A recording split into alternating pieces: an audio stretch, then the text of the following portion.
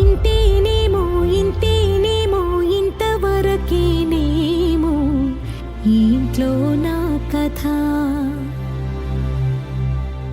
అంతేనేమో అంతేనేమో అంతులేని వేదనేమో ఆడపిల్లను కదా. మళ్ళీ తిరిగి అడుగేసేది వచ్చిపోయే చుట్టూలానే.